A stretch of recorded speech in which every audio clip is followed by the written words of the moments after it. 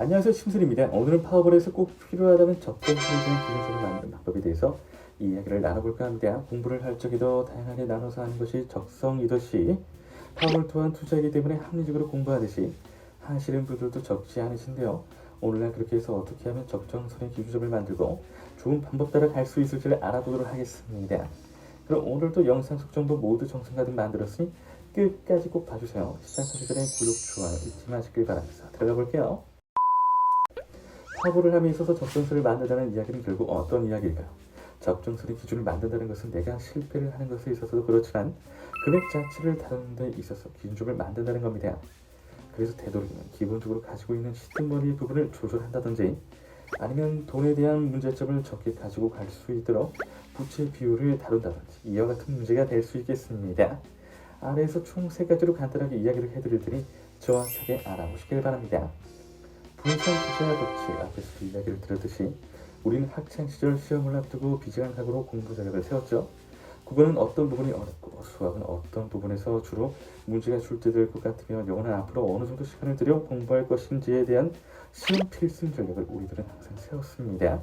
만일 한 과목만 집중해서 공부한다면 결국 좋은 성적은 오르지 않을 것이기 때문에 우리들은 하나하나 과목마다의 스킬을 기르고 전략을 설정하는 것이 좋은 방법이 될 것이라는 걸 알고 있습니다. 투자도 마찬가지입니다.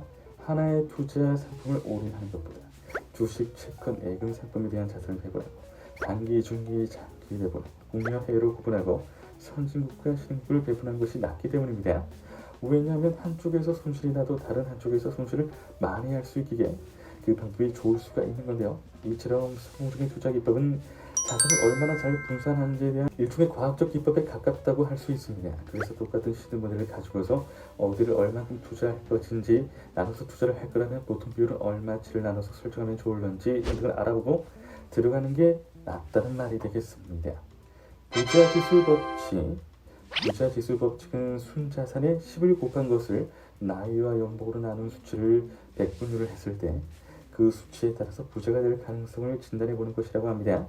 이런 현재 자산의 나이와 연봉에 비례해서 자산 운용을 잘했는지 못했는지를 단적으로 표현하는 것으로 미국의 토마스 스탠리 박사가 개발한 법칙이라고 하는데요. 하는 방법은 예를 들어 자산이 2억이고 부채가 1억이고 나이가 40세이고 연봉이 2,500만 원이라고 한다면 100%가 나옵니다.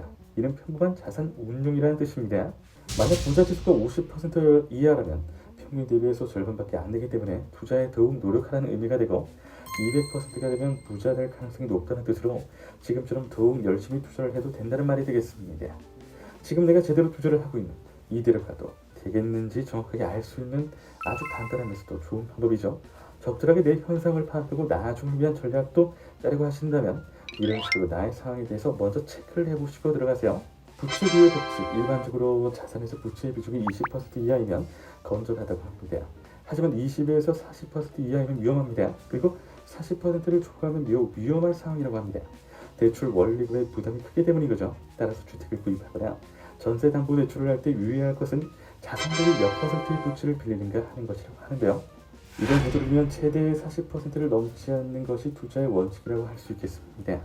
예를 들어서 단지 집값이 오를 것 같다는 판단만으로 집값은 5억인데 무리하게 3억의 대출을 받는다면 이런 60%의 대출을 빌리는 것이고 이런 대출금리가 오른다든가 주택가격이 하락하게 되면 팔아도 대출 금액을 상환하지 못하는 깡통주택의 위험이 있다는 것이라서 추천하지 않는 방법입니다. 그래서 자산을 늘리되 적정선 이내로 부채를 줄여나가야 하는 것을 잊지 말아야 합니다.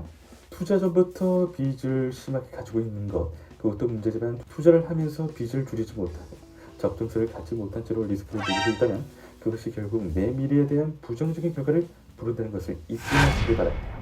항상 말씀드리는 부분이죠. 아는 것과 모르는 것, 직접 해보는 것, 해보지 않는 것의 차이는 매우 뚜렷합니다. 매번 강조하는 데는 이유가 있는 거겠죠? 그러니 이 영상을 보고 계신 여러분들은 저를 믿고 한번 실천해 주세요. 저는 그 믿음을 결과로서 보답하겠습니다. 영상 끝까지 시청해주신 시청자 여러분들 진심으로 감사드립니다.